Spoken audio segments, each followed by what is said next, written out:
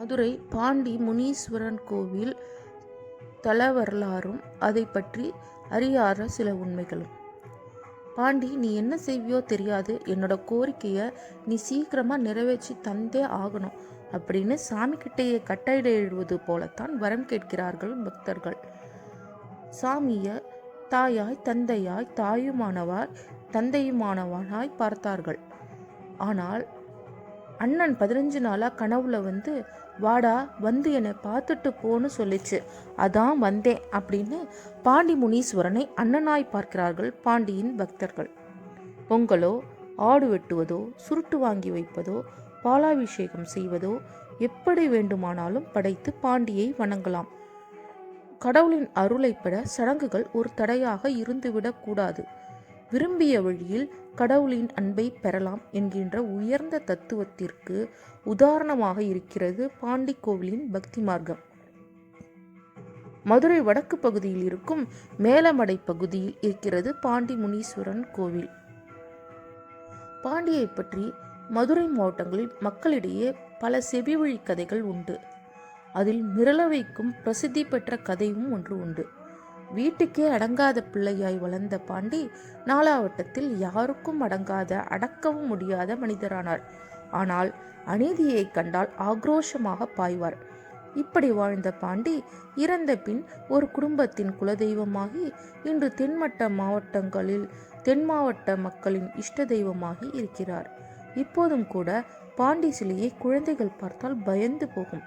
மொழிகளை உருட்டி முறுக்கிய மீசையோடு சிறந்து காணப்படும் பாண்டி முனி எப்போது வேண்டுமானாலும் ஆக்ரோஷத்தோடு கிளம்பிவிடும் என்பதால் சிலையை இரும்பு சங்கிலியால் கட்டி போட்டிருக்கிறார்கள். இதேபோல் பல கதைகள் ஒன்று. ஒரு குடும்பத்தினர் வம்சாவழியாக இக்கோயிலை நிர்வகித்து வருகிறார்கள். பாண்டியை பற்றி நிறைய கதைகள் இருந்தாலும் நிஜம் வேறு. சுமார் 100 வருஷங்களுக்கு முன்பு இந்த இடம் பழைய மதுரை என சொல்லப்பட்டது. கரூர் அருகே உள்ள நெரூர் கிராமத்தில் முத்தரையர் வம்சத்தை சேர்ந்த வள்ளியம்மை பிழைப்பு தேடி மதுரை மாநகரில் குடியேறினார். வள்ளியம்மை கனவில் பலமுறை சாமி வந்து மேலமடை கிராமத்தில் தான் புதைந்திருக்கும் இடத்தை சொல்லியது. ஆனால் அந்த அம்மா கனவை பெரிதாக கவனம் செலுத்தவில்லை. ஆனால் கனவு தொடர்ந்து வரவும் கிராம மக்களிடம் இந்த கனவை சொல்லியிருக்கிறார். உடனே வண்டியூர், உத்தங்குடி, கருப்பாயூரணி கிராம மக்களோடு மேலமடை மக்களும் சேர்ந்து வள்ளியம்மை கனவில் சாமி சொன்ன இடத்தை தோண்டிய போது உருட்டிய விழிகள், முறுக்கிய மீசை, அடர்ந்து நீண்டு வளர்ந்த ஜடாமுடியோடு சப்பனமிட்ட தவக்கோலத்தில் சாமி சிலை கிடைத்தது. அந்த சிலையை வெளியே எடுத்து ஒரு குடிசை போட்டு சிலையை வைத்து கும்பிடத் தொடங்கினார்கள். ஜடாமுனீஸ்வரர் கோவில் என மக்கள் மத்தியில் பிரபலமானது. வள்ளியம்மையே பூசாரியாக இருந்தார். அப்போது அடர்ந்த காற்று பகுதியாக நடக்கக்கூட சரிவர பாதை இல்லாமல் இருந்த காலம். கம்பீரமாக இருந்த ஜடாமுனியை பார்த்து மக்கள், குறிப்பாக குழந்தைகள் அச்சப்பட்டதாம். நீண்டு வளர்ந்த ஜடாமுடியை பார்த்து சாமியை இரும்பு சங்கிலியால் கட்டி வைத்திருப்பதாக மக்கள் நினைத்து கொண்டார்கள். அந்த காலத்திலேயே கோவில் பிரபலமாகிவிட வெள்ளைக்கார அரசாங்கம் கோவிலுக்கு சில சட்டதிட்டங்களை போட்டது. இதேபோல் எல்லா கோவில்களுக்கும் சட்டங்கள் போட்டது. ஆனால் வள்ளியம்மை நீண்ட போராட்டம் நடத்தியதின் விளைவாக 1930களில் அரசு சட்டங்களிலிருந்து விலக்கு அளிக்கப்பட்ட கோவில் என பெருமை பெற்றது. இப்போதும் தமிழக அரசின் அறநிலைத்துறையின் அன்னதானம் உள்ளிட்ட சில சலுகைகளை பெற்றாலும் இது விலக்கு அளிக்கப்பட்ட கோவில்தான். வள்ளியம்மையின் வம்சாவழியினர் தொடர்ந்து கோயில் பூசாரிகளாக இருந்து வந்தனர். இவர்கள் சமூகத்தை சார்ந்தபடி பாண்டி கோவில் என்பது பாண்டி பூசாரி கோவில் என அழைக்கப்பட்டு நாளடைவில் ஜடாமுனீஸ்வரர் என மாறி பாண்டி முனீஸ்வரர் கோவில் ஆனது. பக்தர்கள் கோரிக்கையில் நியாயம் இருப்பின் அதை உடனே நிறைவேற்றி வைப்பார் பாண்டி முனி. பில்லி, சூனியம், சூனிய ஏவல்களில் பாதிக்கப்பட்ட வங்க பாண்டிகிட்டே முறையிட்டா உடனே சரி பண்ணுவார். குழந்தை இல்லாதவர்கள் தூளி கட்டி வேண்டினால் குழந்தை பாக்கியம் கிடைக்கும் என பாண்டி கோவில் வரலாற்றை கூறுகிறார்கள். பொதுவாக இந்துக்கள் செவ்வாய் வெள்ளிக்கிழமைகளில்தான் கோவிலுக்கு போவது வழக்கம். ஆனால் நல்லவருக்கு எந்த நாளும் கிழமையும் இல்லை என்பது போல செவ்வாய் வெள்ளியோடு ஞாயிற்றுக்கிழமை ரொம்ப விசேஷமாக நடக்கிறது.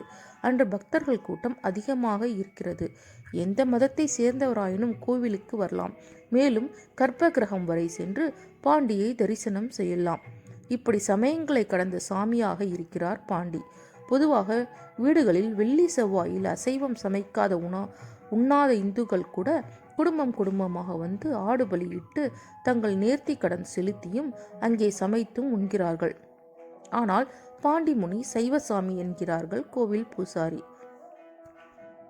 பாண்டி, ஆண்டி, சமயன் என 3 தெய்வங்கள் இங்கே இருக்கிறார்கள். பாண்டிக்கு கட்டுப்பட்டவர் ஆண்டி. அவருக்கு சுருட்டு வைத்து பக்தர்கள் வேண்டிக் கொள்வார்கள். ஆண்டிக்கு விருப்பமானது மாம்பழ பூஜை. பாண்டிக்கு காவலாக இருப்பது சமய கருப்பு சாமி. பாண்டி நிறைவேற்றிய கோரிக்கைகளுக்கு பிரதிபலனாக மக்கள் ஆடுகளை பலியிடுவது கருப்புசாமிக்கு மட்டுமே. பாண்டி சைவசாமி. பொங்கல் படையல், நெய், பால், பன்னீர், சந்தன அபிஷேகம் தான் பாண்டிக்கு இஷ்டம். அதை மீறி பாண்டிக்கு எது கொடுத்தாலும் பக்தர்கள் இஷ்டத்தை ஏற்றுக்கொள்கிறார் பாண்டி. லாரிகளில், டிராக்டர்களில், பஸ்கள் என கூட்டமாக வந்தபடி இருக்கிறார்கள் மக்கள். நிறைவேற கோரிக்கைக்காக நேர்த்தி கடன் செய்ய வரும் பழைய பக்தர்கள், கோரிக்கை வைப்பதற்காக வரும் புதிய பக்தர்கள் என எல்லா நாளும் திருவிழாவாக இருக்கிறது பாண்டி கோவில். சமய பேதங்களை கடந்து அருள் பாலித்து கொண்டிருக்கிறார் இந்த சைவமுனி. இங்கு பாண்டிய மன்னன் நெடுஞ்செழியனே தர்ம முனீஸ்வரராக இருந்து ஆட்சி புரிகிறார். அது மட்டுமல்லாமல் கோவிலுக்கு வரும் பக்தர்களிடம் மட்டுமல்லாது அந்த வழியாக செல்லும் இறை நம்பிக்கையுள்ள பக்தர்களிடம் அதிக திருவிளையாடல்கள் நடத்துவார். இப்பொழுதும் அதிக பேர் இவரை நேரில் பார்த்து இருப்பதாக சொல்கிறார்கள். வயதானவர் வேடத்தில்தான் இவர் அதிகம் தோன்றுவதாக மக்கள் கூறுகின்றனர். துயரங்களோடு வரும் உண்மையான பக்தர்களுக்கு இவர் வெறும் சிலையாக மட்டுமில்லாது நேரிலேயே வந்து பிரச்சனைகளை தீர்த்து வைப்பார். இந்த கோவிலுக்கு வந்து முழுமனதோடு வழிபட்டு சென்றால் வெற்றி நிச்சயம். இன்றும் கரூரில் இருந்து வந்தவர்களின் வம்சாவழிகளே கோவிலில் பூஜை செய்கின்றனர். இந்த கோயிலுக்கு ஒருமுறை சென்று உங்கள் மனபாரங்களை கொட்டுங்கள். உங்கள் துயரங்களில் இருந்து உங்களை நிச்சயம் அந்த பாண்டி முனீஸ்வரர் காப்பார். மதுரை மாட்டுத்தாவணி பேருந்து நிலையத்தில் இருந்து ராமேஸ்வரம், திருநெல்வேலி செல்லும் பாதையில் இந்த கோவில் உள்ளது. ஆட்டோவில் மாட்டுத்தாவணி பேருந்து நிலையத்தில் சென்றால் ரூபாய் 50 கேட்பார்கள். அதனால் நீங்கள் இந்த கோவிலுக்கு சென்று பாண்டி மன்னனிடம் உங்களுக்கு எந்த கோரிக்கைகள் இருந்தாலும் கேட்டு கண்டிப்பாக அதை நிறைவேற்றி கொள்ளுங்கள். உங்களுக்கு இந்த வீடியோ பிடிச்சிருந்தால் லைக் பண்ணுங்கள், ஷேர் பண்ணுங்கள். கண்டிப்பாக உங்களுக்கு பாண்டி முனீஸ்வரன் பற்றி உங்களுக்கு தெரிஞ்சிருக்கும். அதை பற்றி கீழே உள்ள கமெண்ட் பாக்ஸில் எல்லாருக்கும் ஷேர் பண்ணுங்கள். தேங்க்யூ ஃபார் வாட்சிங்.